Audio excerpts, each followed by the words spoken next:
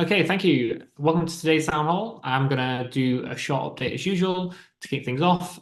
So as you've probably already seen, we are indeed recording this town hall and we are live streaming. So if you have any issues with connectivity with Zoom, just head on over to our YouTube page. You can follow along there if you get disconnected at any points.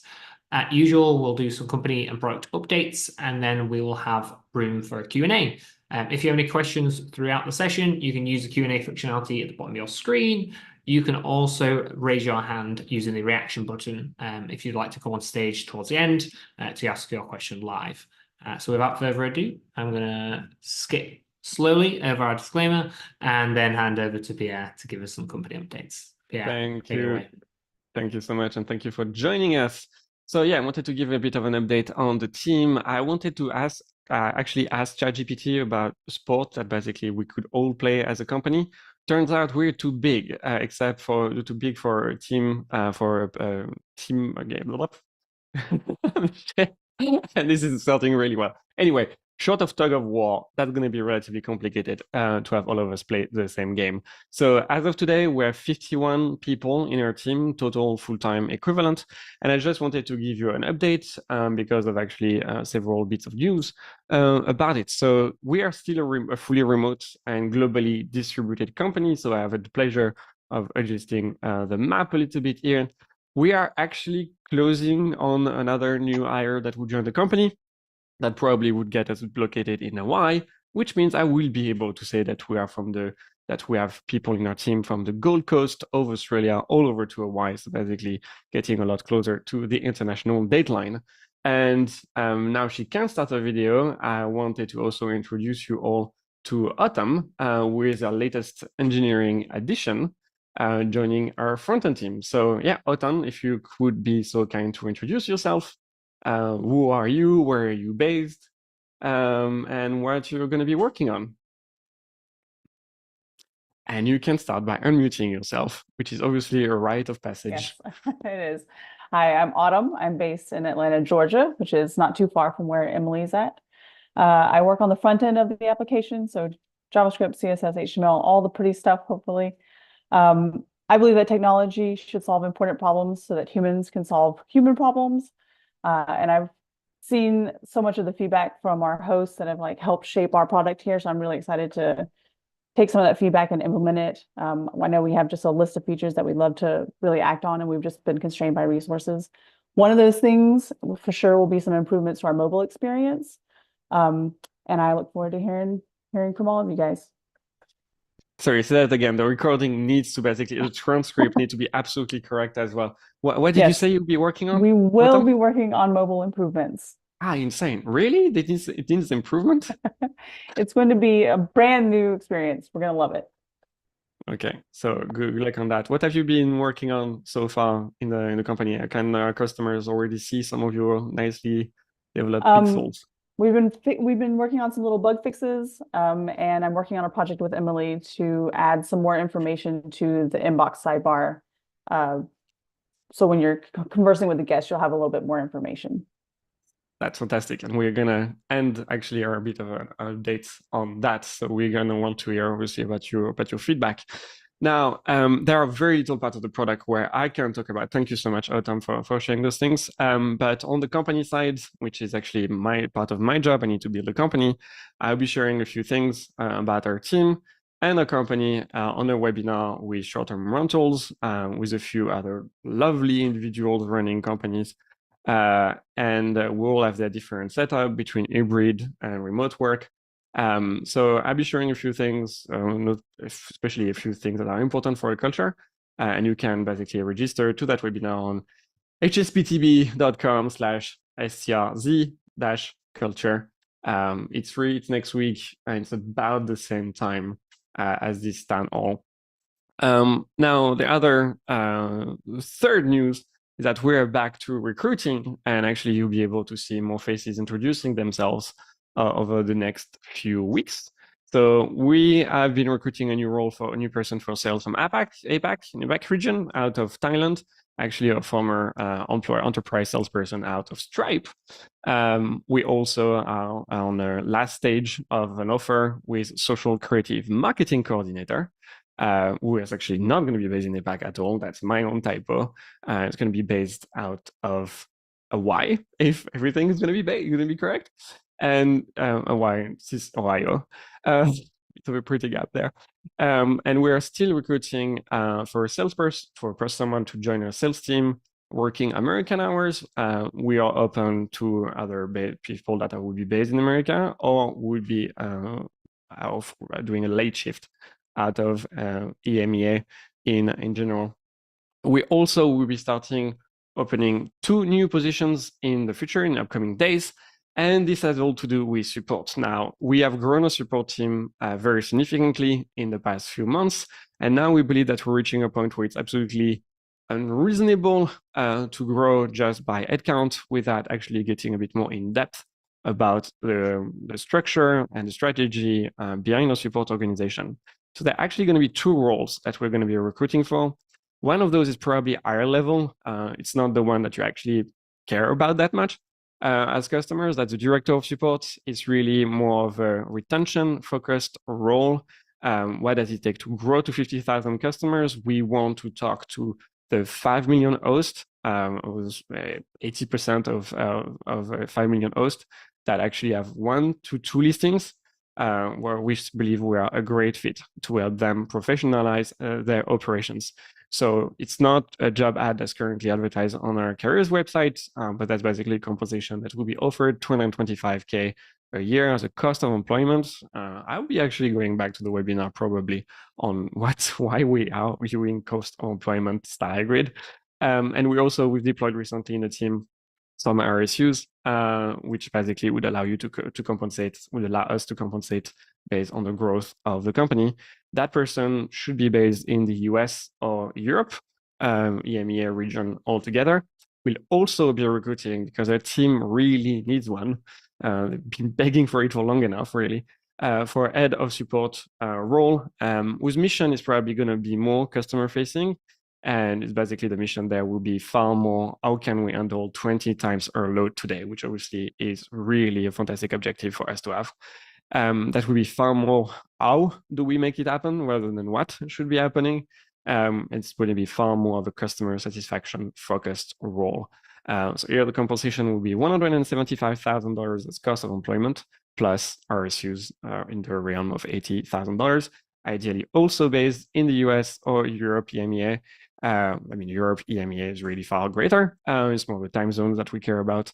Ideally, we're looking for alternatives. So not exactly director and head of being in the same continent, in the same region, but it doesn't really matter for a company. We can always make everything work. So if you want to apply right now, the best way is actually to send me an email, pc@hospitable.com, and explain why you'd be a fit for either of those positions. So yeah, that's basically the right thing.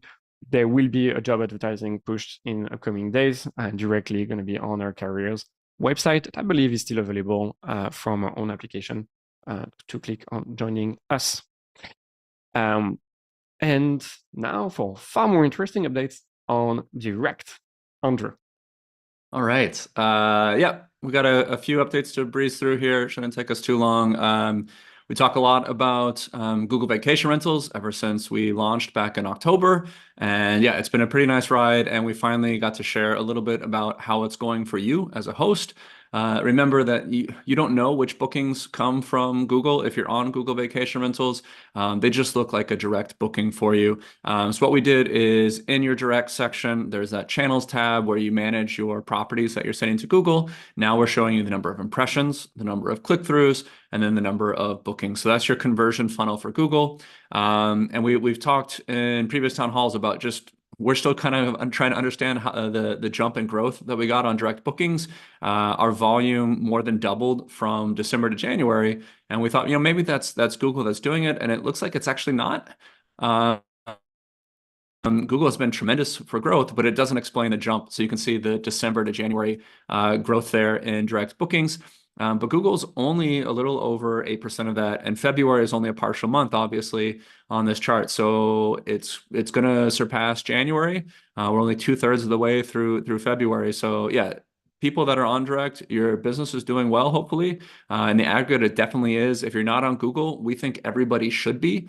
But what you're seeing here is, yeah, October launch of Google Vacation Rentals, and really starting to have an impact. We're almost at 12% now of all direct bookings, that's basic and premium, are starting on Google Travel. So our job now is to keep improving that, driving up the number of leads that you're getting from Google.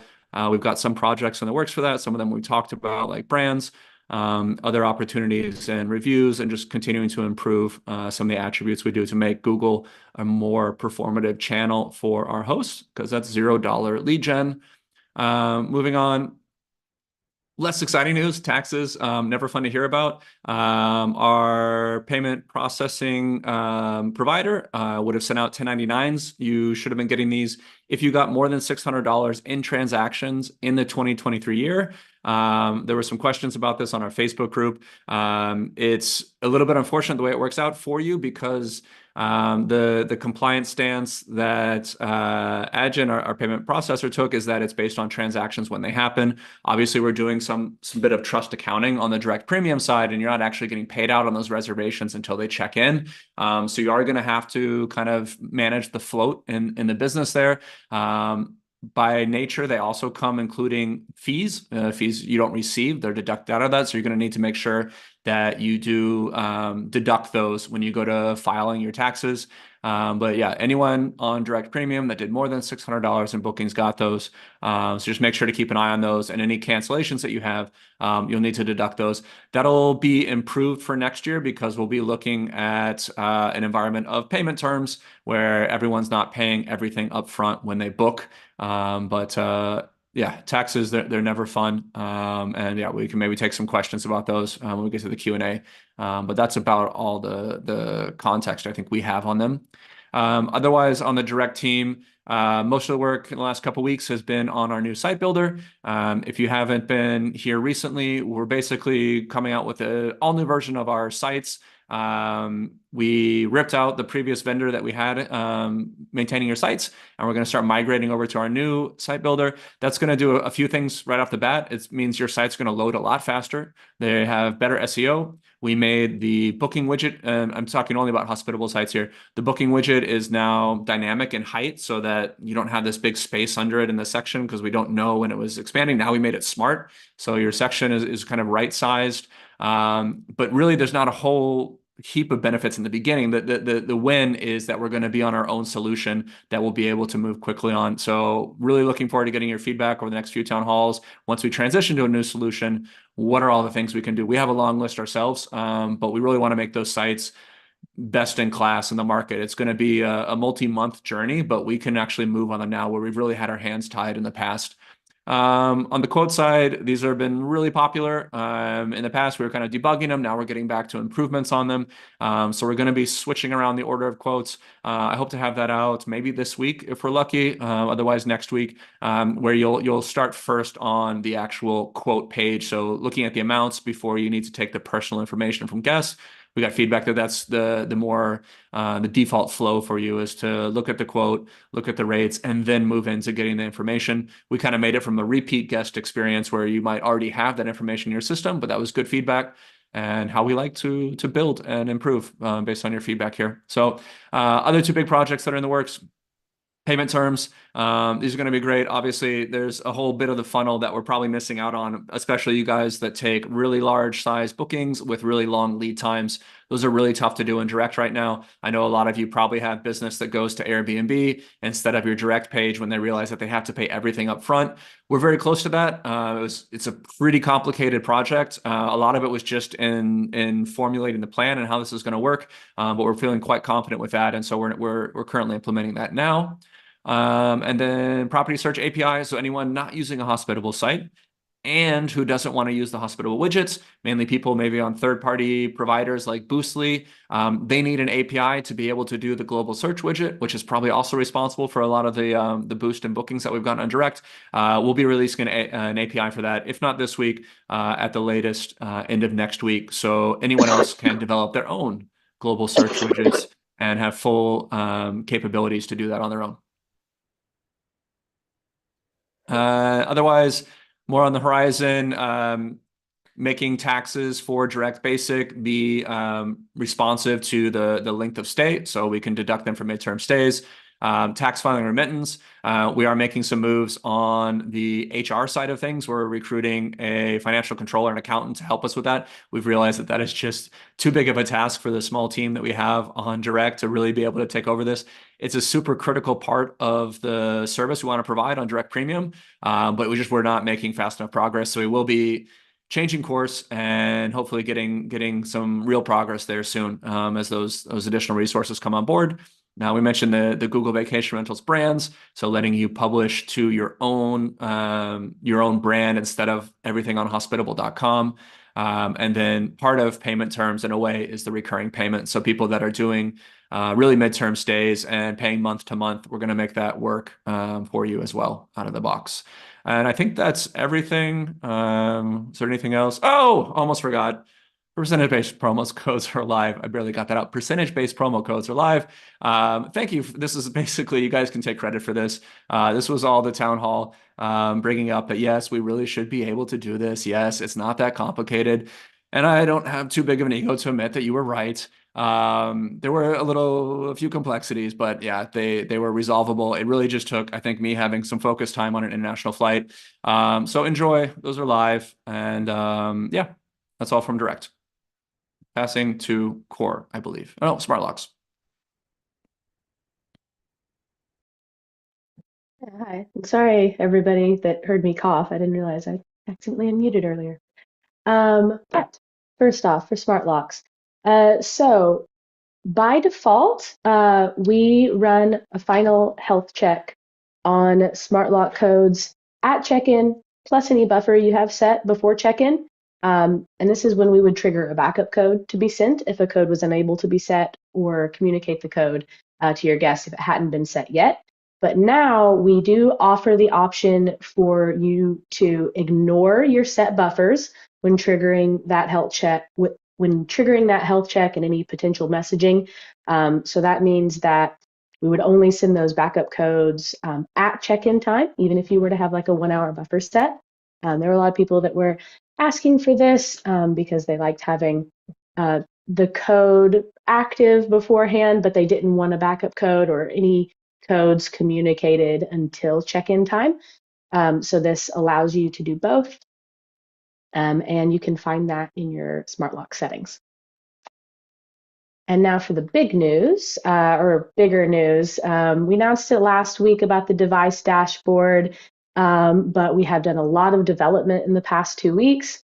And so right now you can see a little GIF of going through where our dashboard is so far. It is in private pilot. The current features that you'll see, or that are seen in there, are when codes are first used. You'll be able to see that in the list view as well as in the reservation details view. You'll be able to search and filter through all of your codes and devices, view your battery status, lock and unlock your locks, and create manual codes, as well as edit any of your reservation codes, manual codes, and delete those. Upcoming features are going to be notifications. I know a lot of people want this one. So this will be notifications like letting you know when that code has been used, so you don't actually have to go to your dashboard. Triggering notifications based on the battery status, so that you get alerted whenever your battery gets low, below a certain threshold. If there are any account issues, things like that, so that you don't actually have to be looking at your dashboard directly to get that really important information. We're also looking at using that code first used status to send messages. So that way you can send or trigger a message to your guest if they have or haven't gotten in a certain amount of time, say after check-in. And we will also in the future be adding an activity log, so you can get the full scope of what's going on with any reservation or device. And the timeline for all of this, like I say, right now it's in private pilot. Miles, if you could click one more time. Yes, so we're in private pilot now, and then next week we will release to all beta hosts, or so that's everybody that has beta features enabled in their settings. And then about a week after that, we will hopefully be doing the public release for everyone. So everybody can get in here and enjoy all the features we have. That is the run through for me. And now we can pass on to Core. Cool. Thanks, Alyssa. Hey, everybody. Hope you're doing well today. So to start with core updates, I have a slew of seemingly small improvements, but these are things that have been requested from you guys for a long time. Kind of quick wins, but excited to share. I think it'll make a big impact on you. The first, reviews are back. So for the longest time, in your guest insights section in the inbox, we've just shown that a guest has no reviews. But everybody knew that wasn't true because they could toggle over to Airbnb and see a bunch of reviews. We were not pulling those in properly, and now we are. So within the guest insights section, you can see all of the guest reviews, so you can make a wise decision about whether or not you accept that booking based on what other hosts are saying about them. It's also really nice in mobile. If a ton of reviews are showing, we'll just show the first 2 by default, and you can open that up and see more so that we don't take too much space by default on mobile. Next, your profile picture is now editable. So this is something that is just kind of funny that we didn't allow. People were wanting to change their profile picture in Hospitable, and it actually took reaching out to support and like manual effort from our support team to do that.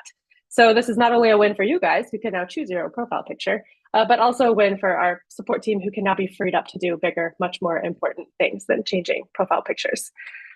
Next, host first name shortcode fix. So the little story behind this is that Airbnb used to give us the host name as one single field. It was like the full name in one field.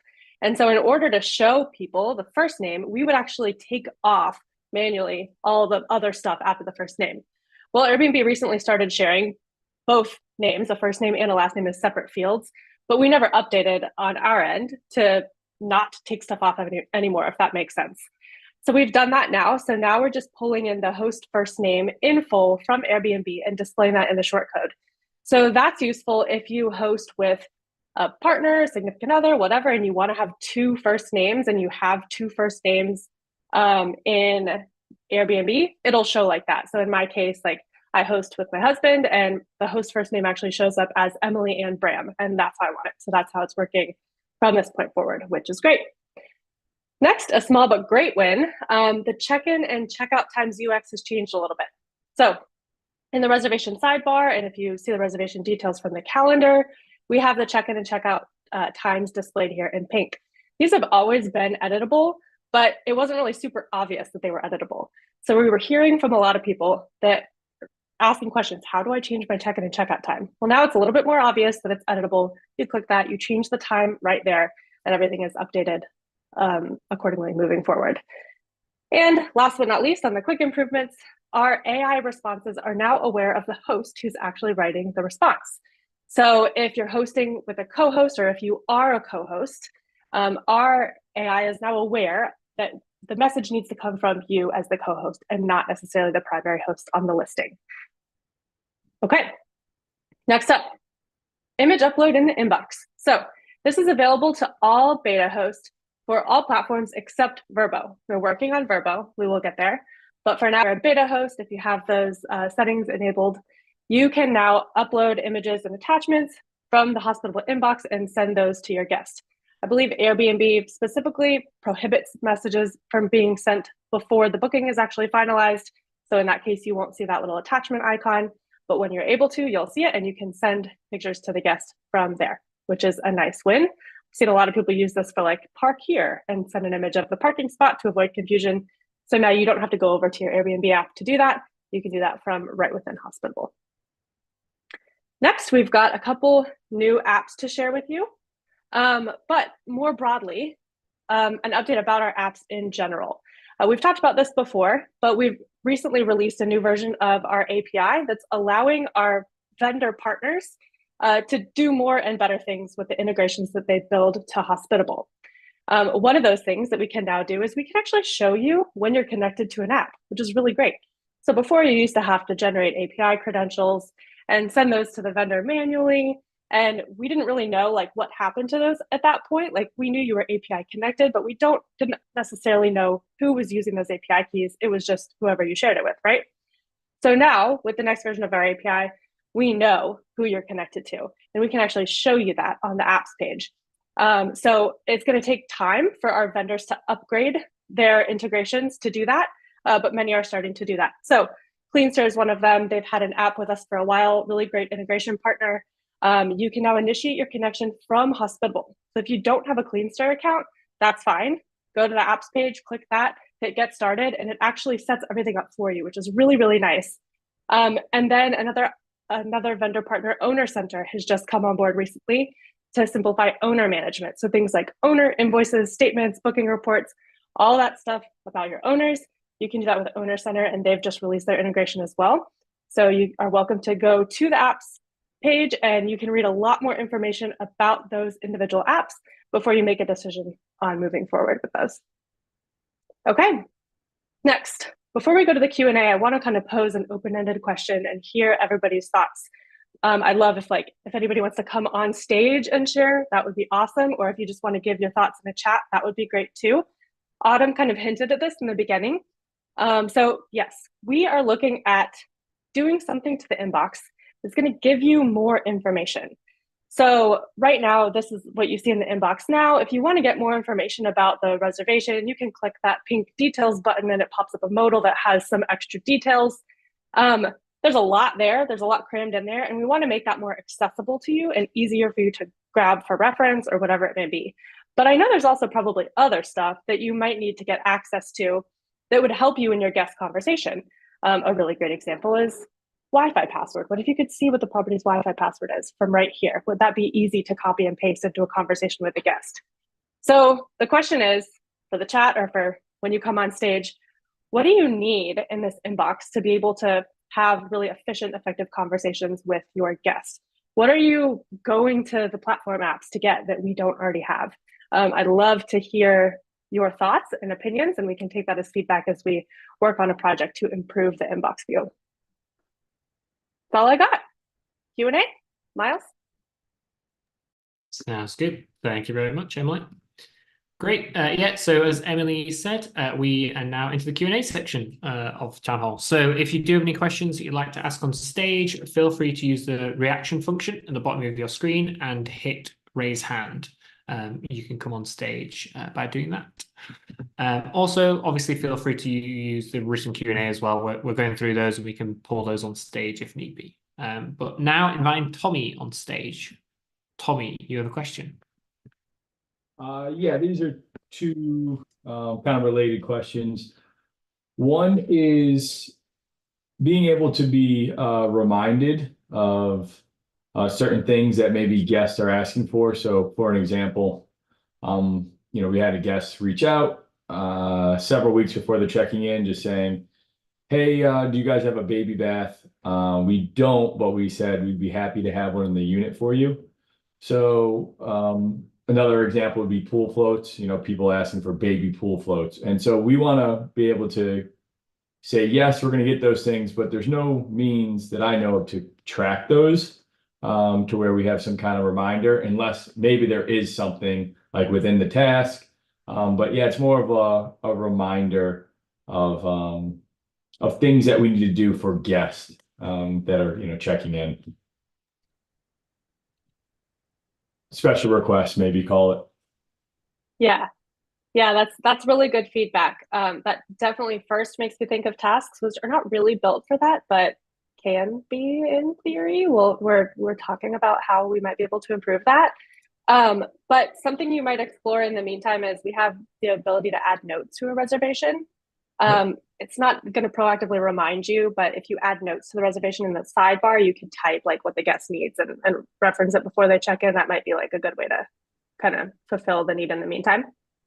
Yep. Yeah, I'll definitely try that. And then kind of in line with this is maintenance records. Are you guys considering doing anything to where on a property level we can keep track of when the AC filter was changed or when the batteries for the front door locks were changed and things of those? Because that's something that I'm constantly bouncing to a different system in order to manage. That's one peculiar extension of operations, and that I don't think we're hearing about that very often. But yeah, I hear you. I think that that's something that may make sense. It's not something that we're working on right now. For Okay. transparency. Appreciate the feedback. I appreciate your Great. feedback. Thank you. Thank you very much, Tommy. Yeah. So now moving on, we have Natasha. Hello, Natasha. Hi, how are you guys? Can you hear me? Yes, perfectly. How can we Okay, help you? great. Quick question. So I know in one of the previous town halls, you guys had mentioned that there was a way to disable the backup smart codes for the smart locks.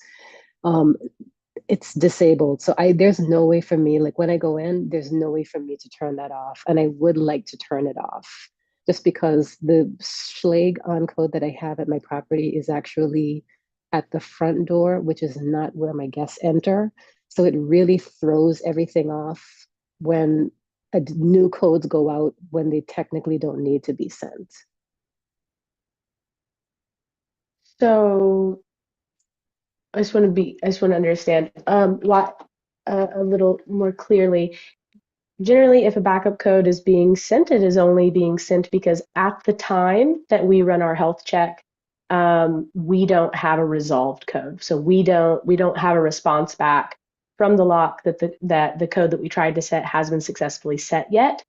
Now for last minute reservations, sometimes that can run kind of close, and so you see a backup code go out when and then the code that we tried to set is resolved soon after. We're in conversations right now to try to work with our integration partner to see if we can shorten those times for last minute reservations. But is that kind of what you're talking about, or is there's something else? That is what I'm talking about. And I don't want to get too far into the weeds, but I have two different locks. I have two doors, two different locks. So the Schlage on code is what I link with Hospitable. And when you guys automatically set the code, I go in and I manually create a code for my other lock, which is a Lockly lock. That one is not currently, I can't currently integrate it with Hospitable. So I do that one manually based off of what Hospitable creates for the front door. But what happens is when a different code goes out, that's not the door that my guests use regularly. So when a new code goes out, it means that I have to scramble and now I have to manually create a new one for the back door, which is the main door. So that's why I personally don't want the backup codes to go out, because even if the backup code, even if you don't get a response on the Schlage on code, it's kind of irrelevant because that's not the main door that my guests use. I don't know if that makes sense or. Yeah, that makes sense. And just as a side note, please do put a feature request for the Lockly locks Okay. at feedback.hospitable.com, because that would be great. Because obviously we'd want to support that use. But it isn't able to be, the backup codes aren't able to be disabled. We do that because we need to make sure that people can get in. Yours is sort of a niche circumstance. I understand the frustration here, though. And so from my perspective, what I really want to do is make sure that we're not sending out those backup codes and changing the codes on people when it's unnecessary, so that you're not having this issue. The only other thing that I might recommend, being that it can't be the backup codes can't be disabled, would be whenever you do communicate the door code using the smart lock shortcode in one of your automated messages, that you could mention, I don't know, you could if it happens a lot, if it's a last minute reservation, you could mention something about if any other code is received, it would be for a different door, but I guess that would sound sort of weird now that I say that out loud. More to the point, going back, we are working on making sure that it's more accurate, is really what I want to say when it comes to the last minute reservations, because we know that sometimes there's sort of a race for which one happens. I'm sorry that that's been happening. Okay, no, I appreciate it. Thank you guys so much. Yeah. Thank you very much, Natasha. Okay, so now we have Scott. Welcome on stage, Scott. How are you doing? Hey, I'm doing great. Thank you so much. I really appreciate it. The tracking of batteries and filters, I'm actually changing batteries and filters right now. I just use the Google spreadsheet, but I would love to see it in Hospitable in the future.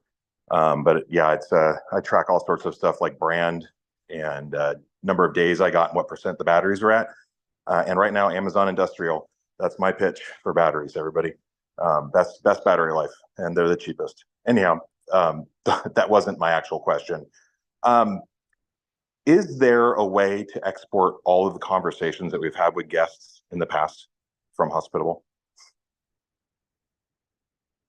The short answer is no. Okay. That would take quite a bit of engineering resources on our side to do a manual export, and it's not exactly something that we can execute very easily. But maybe Okay, no Emily problem. can prove me wrong on that. No, I mean, that short answer is correct. You can't export it. Thank you. But you do have messaging access via API as a host, Okay. where in theory you could access those messages if you want to get a little technical. Okay. I'm Okay, no curious problem. why. Can you tell us why, just so we can? I would, yeah, because there's a lot of times where I'd like to actually go back and search for specific items in a conversation. And it's very difficult to go through. We hosted over 2,000 stays last year, and trying to go back and find exactly when either someone asked about a specific question or said, hey, your air mattress has a hole in it, or something like that, it becomes very tedious and tiresome. And I'm all about quick searches and quick finds. So, automation, those types of things, and be able to look really easily for things. If that makes sense. Makes sense. Yeah, I mean, if you want context that isn't helpful, we did look into a full message search product, and it was prohibitively expensive as far as basically CPU usage with the solution we're looking at. So we've tried before and we're blocked, but yeah, understand. Yep. How much is Okay. How much does that cost? Just for Andrew, do you remember? I think we need to have Simon, director of engineering. it was like basically to- $20,000 a month and 20,000. costs at the Yeah. current. So, current and we have the state. privilege of tanking even further our gross profit margin for a feature that is going to be difficult to get everyone to use at their expected volume. So, yeah, that's why we had to stop it. And it was a bit confusing on the experience as well. Oh yeah, no, I understand. That's what I was hoping there was an ability to export, but I understand that would be massive. My next question is around the autosave feature when correcting messages or changing scopes. I had a scenario here where we've had the privilege of getting a property in another city, and I needed to change the scope of one of the task automation for creating a new cleaning task. And when I went and deselected all of the properties to change so I could create a new rule and quickly select the ones that were supposed to be there, it deleted all of my cleaning tasks that had already been created for all of the properties because it auto saves. And my cleaners got notification that their tasks have been deleted. It did recreate the tasks, but we don't have them set to auto assign. So they're set to manual assign. So those got we had to manually reassign those tasks. That autosave feature has shot me in the foot so many times with working with messaging and things like that, where things get deleted, and I'm like, I did not want that, and my content's gone. So I was just wondering if there's any thoughts to maybe disabling or changing that in the UI. Yeah, I think you make a compelling case. I've got it now on our notes for the next product team huddle we'll look at. We need to make sure we investigate why it was done that way, make sure we don't break anything. But we'll take a look. Okay, awesome. And then lastly, sorry, Pierre. Lastly, the smart code lock and the backup codes. I love that feature. It saved me quite a few times where we've had lock communication issues. So thank you for implementing that. On last minute reservations though, maybe if there could be a bit more of a delay in giving time for the either the user to respond or for the telephone number to come through, because it almost fires immediately and the code is sometimes different to what is set or hasn't gotten response yet. So maybe giving the system a bit more time to work with that. Yeah, we just a day or two ago implemented a 5-minute delay for last minute. Perfect. Thank you. we're hoping that'll do it for most of them. We are still seeing some that are taking longer, and that's more the frustration that I don't think we should be waiting 5 minutes to get a response from our integration partner. So we're working with them on that, but we are adding that 5-minute delay now. Okay, perfect. Thank you so much. Really appreciate it. Great job, everybody. I mean, the product is amazing. So thank you. Sweet. Appreciate it, Thank you, Scott. Scott. Thank you very much. Okay, great. So next on stage, we have Amy. Hello, Amy. Hello, Amy. How can we help Hey, you? good. How are you? How is everybody? Good. Good. Thanks for taking How my about you? my hand raised. So I've been using the metrics and running reports for my owners, for as long as I've been a user, which has been a good, really long while now. And I think I have 15 properties. So with the new metrics, it's great. It looks really pretty, but my challenge is, and maybe it's me, not really figuring it out well enough, but I do run Excel reports for the owners. I do show them, their stays that they had the previous month, as well as their upcoming stays, so they know what their, past revenues and projected revenues are.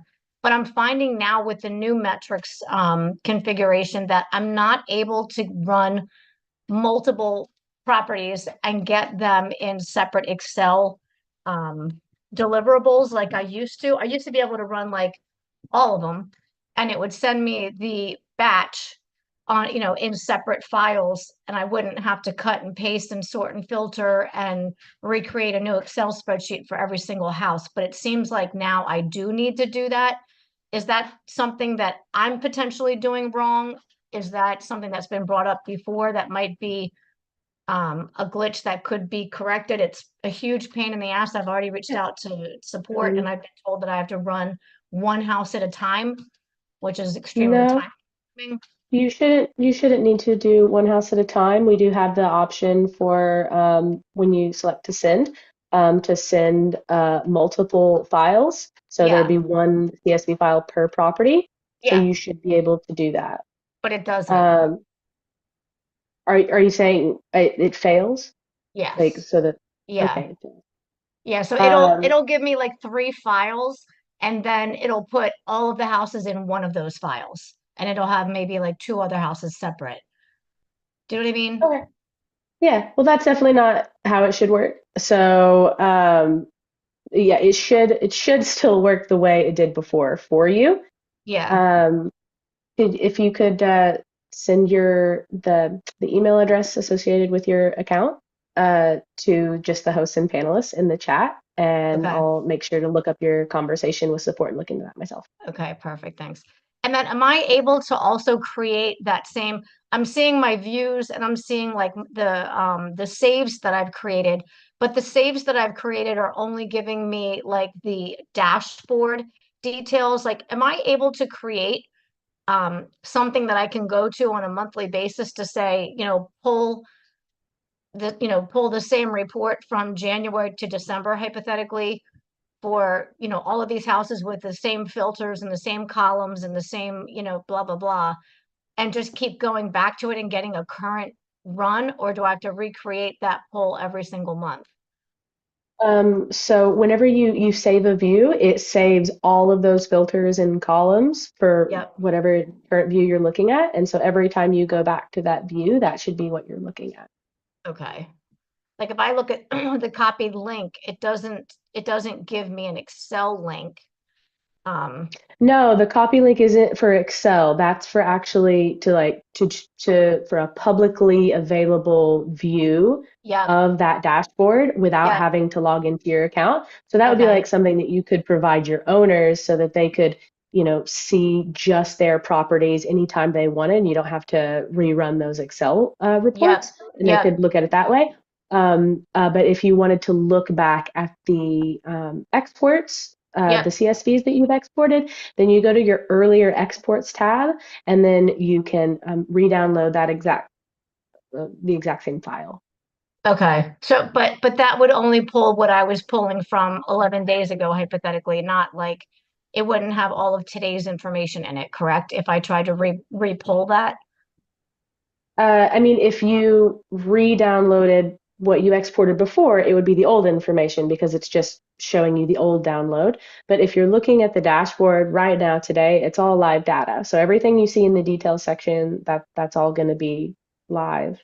Yeah, but yeah, Amy, so maybe you shoot Alyssa your email address to her some panelists, and then we can follow up offline because it seems like a few detailed questions that are very specific to you and your use case. So maybe she can follow up separately and help you figure that out. Okay. Thank you. Thank you very much, Amy. Thank you, Amy, for sharing that feedback. Alisa will be on top of it, and there are bugs. We can be solving them. We can fix them. Thank you very much, Amy. Yeah, thank you very much, Amy. So now moving on, we have Austin. Hello. Hello, Austin. How can we help you today? Hello. Hello. Can you hear me? Yes, perfectly. Okay. How are you doing? I have two. Great. Two quick questions. One's a smart lock question. Recently, I had this happen 2 times. Fortunately, I was awake during when this happened, but it seems to be a Schlage issue and not a Hospitable issue. The guests entered the wrong smart code or the smart lock code and multiple times to where Schlage locked them out of the lock. And in that case, a backup code wouldn't have been sent, I guess. So if it was in the middle of the night, that's my concern, I guess. I'm guessing this will be solved in the future when there's kind of that auto response with lock codes. Like it'll send a backup code automatically if they're locked out. I just didn't know if anybody else has had this issue or if there's a plan I have heard to this fix it or issue any before. advice.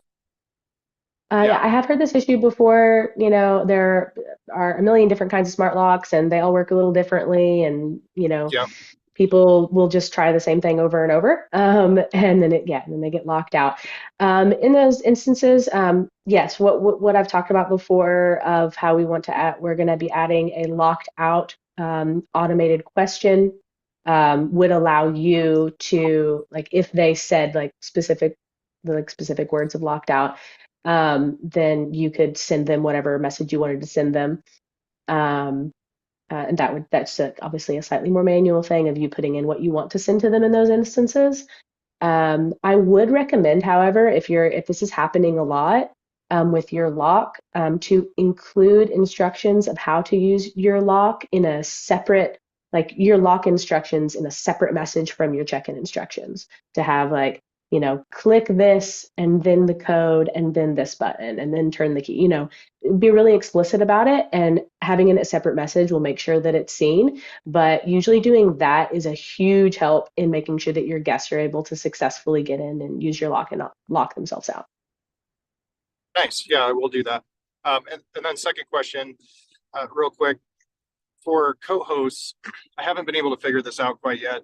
I believe you can have a co-host have a separate Hospitable account. So we have long-term rentals and short-term rentals, and my manager maintenance people, they all kind of have co-host abilities. Cleaners have co-host abilities in there, but they're all kind of signed into like our parent account, I guess.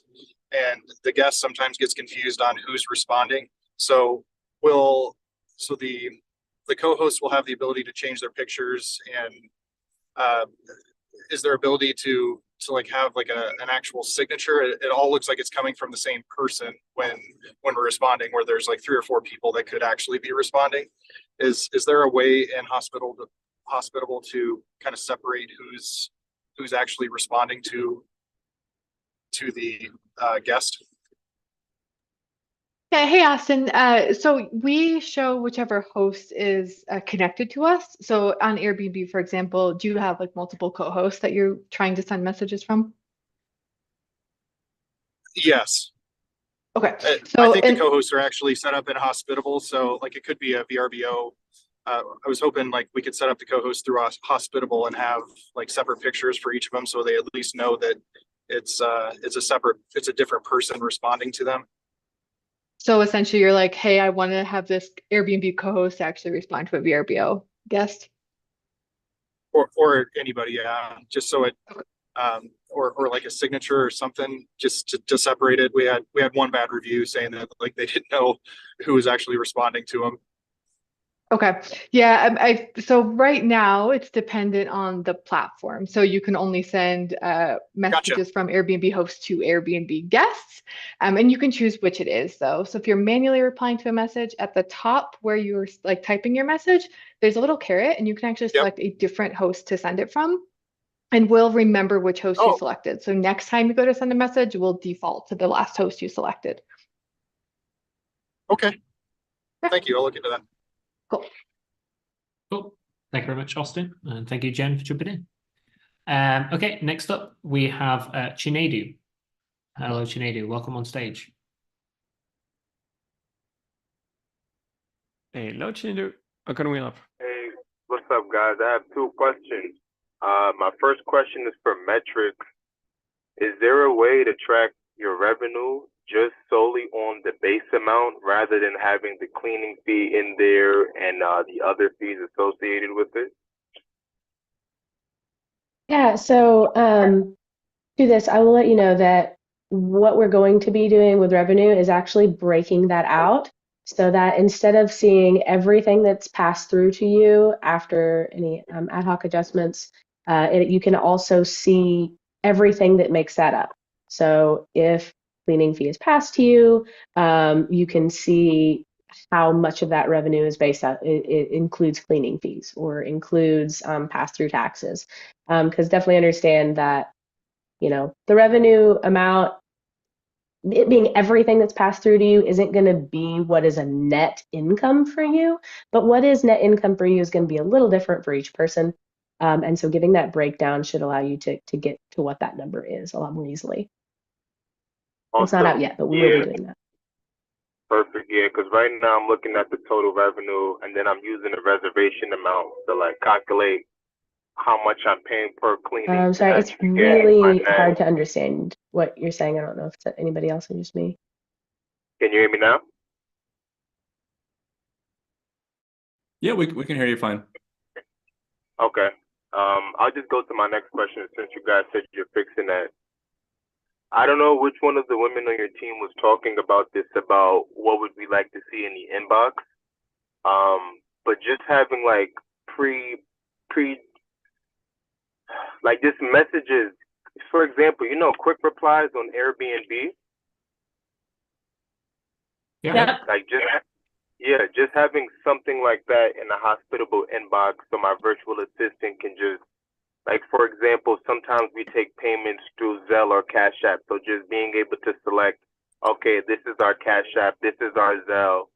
You can send the payment here. I think that would be real helpful to just have those quick replies in Hospitable inbox.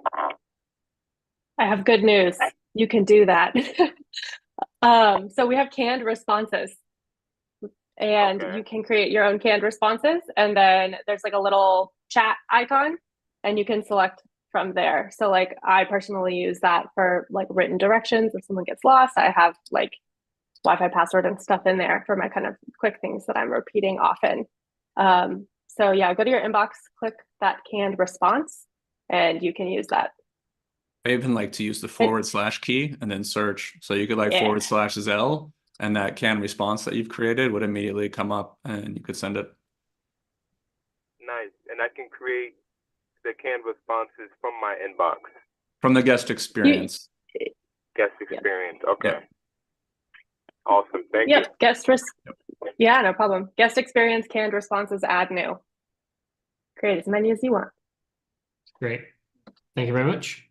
Okay. Moving on because we've got plenty of people to get through. Amanda, welcoming you on stage. Hello, Amanda. Hey guys.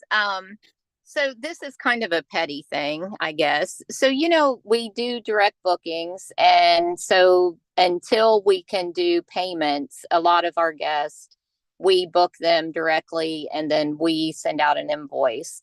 Would there be any way, I love the color coding of the calendars, but my problem is the people who book direct through Hospitable and who we book direct through Hospitable, It's hard. I have to go to each individual one to see, am I invoicing them or did they pay through Hospitable?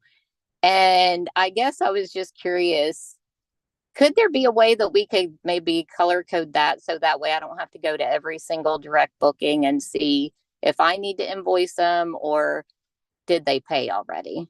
It sounds like we need to get you set up on direct, Amanda.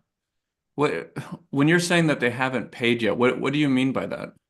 Well, we have a lot of guests that they want to make payments because they've booked further out and they're used to Airbnb and VRBO to where they can make payments. They don't want to pay for the whole thing up front. Got it. Okay. So what I do is then I invoice them through QuickBooks so that way they can just pay partial payments. Okay. If we set up payments for you, so you could do like set a deposit amount, and then we would take, according to like your cancellation policy, we would take multiple payments until they check in. Would that solve the issue for you? Yes, and I think you guys are working on that, right? Yeah. I mean, if we do that, does that solve the issue, or do you still need like a status after that? I think that would be fine. The only issue I have is I do have some owners that they book their own guests. Like I have an owner, they have 2 condos and they allow their employees to stay and they'll charge them a certain rate. And what she does is she has access to go in and just block off her calendar, but she won't actually direct book them. And then I have to invoice them, which is kind of a pain, but I think you guys are going to get to the point to where we can actually do that, right? Like she can send them a quote and they can accept it. They can pay a partial amount at that time. So the custom quote sounds like what would solve it for you, and that's live now. So what maybe your owner could do or you could do is block the dates, edit the invoice however you want. So if they don't get charged a cleaning fee, if they pay, only, $500 total for the week, like you just set a rate, you can customize that all in the quote and then send it to them and they'll be invoiced and then they can pay. Yeah, and I love that. I'm so excited about this. The only issue is most of them want to make they want to make separate payments. They don't want to pay all of it up front. So okay. So yeah, we're working on the payments now. I think we're probably 2-3 weeks off, unless we run into surprises, but we'll have a solution for you quite soon.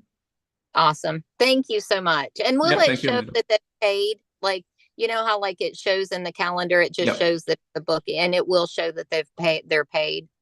Yeah, so we're gonna show you a schedule of payments in the inbox, so you'll see where they're at in their schedule. We'll make it very obvious if they miss a deadline and they're in some form of a grace period. Not exactly sure what that's going to look like, but we'll make sure to get that quite clear. We've gotten that feedback from a lot of hosts from different platforms where they have to kind of track multiple payments. We'll make sure that is quite obvious. Okay, awesome. Thanks, you guys. You're wonderful. Yeah, thank you, Amanda. Bye-bye. Bye-bye. Thank you very much, Amanda. Okay, I don't think we're going to manage to get through everyone today, unfortunately, but we'll take a couple more people. So Robert, inviting you on stage now. Yes, good afternoon, good day, wherever you are in the world. I think I might have gotten the answer to this one, but I have owners that not only want to see their calendar in Hospitable because, we have our own bookings that we do and we put them in to Hospitable, and then we bring stuff in from VRBO and from Airbnb. And I thought if I gave them access to the calendar for their unit, they'd also be able to see the financial data, but they're not. So I have to give them an extra permission for financial data on top of calendar.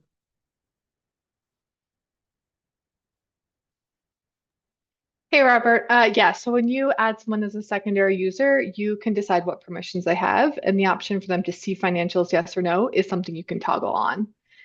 So if you go it's on settings on the bottom left of your account, user management, and click into that user, you can decide if you want them to see financials or not.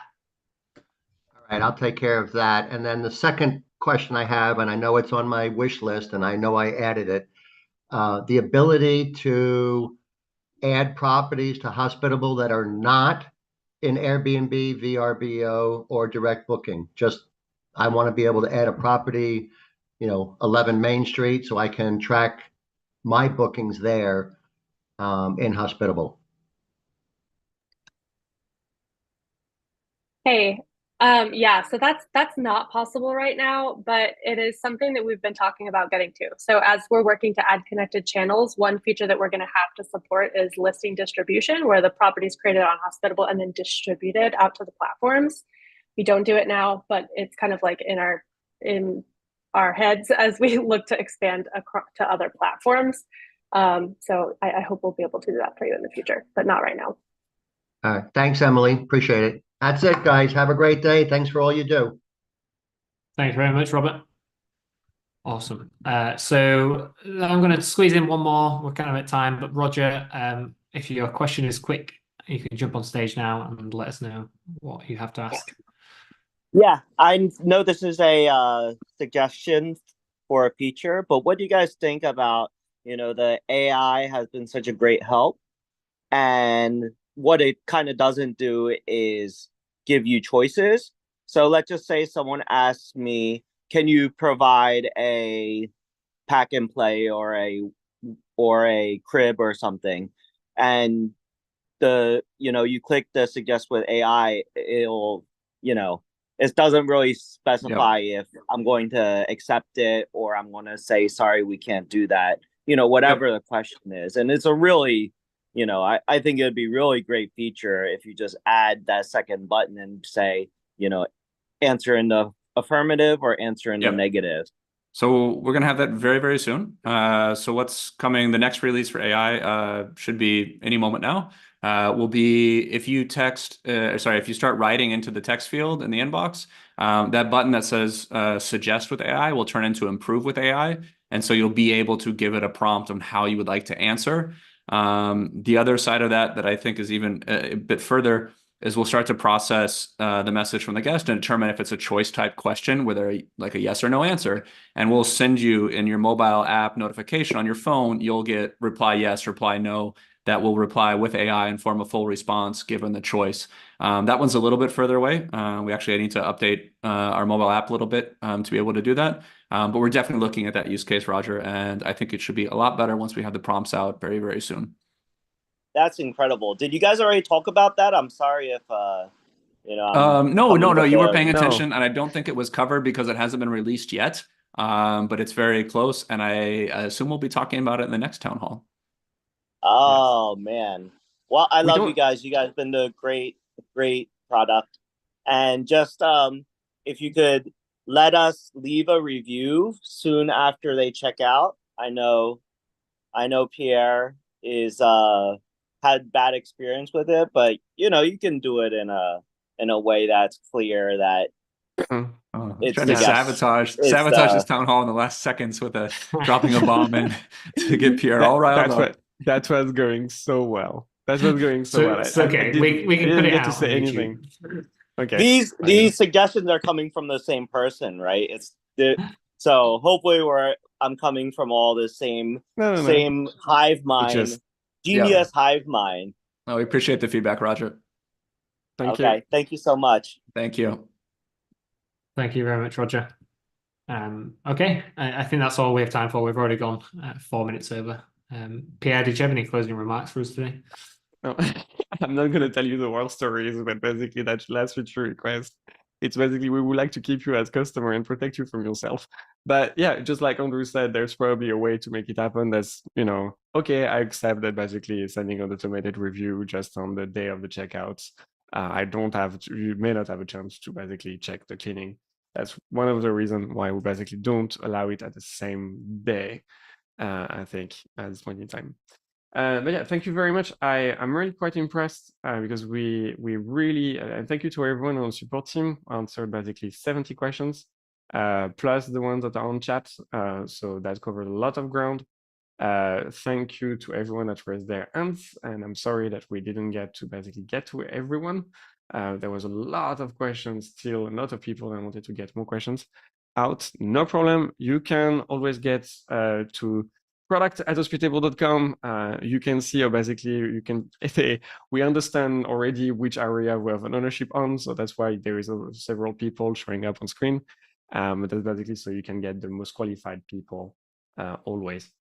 Thank you very much for your interest, for your attention. Thank you everyone to the competitors who are doing their customer reviews and their feature requests really during that call. And have a great rest of your day. Have a great time. Bye-bye.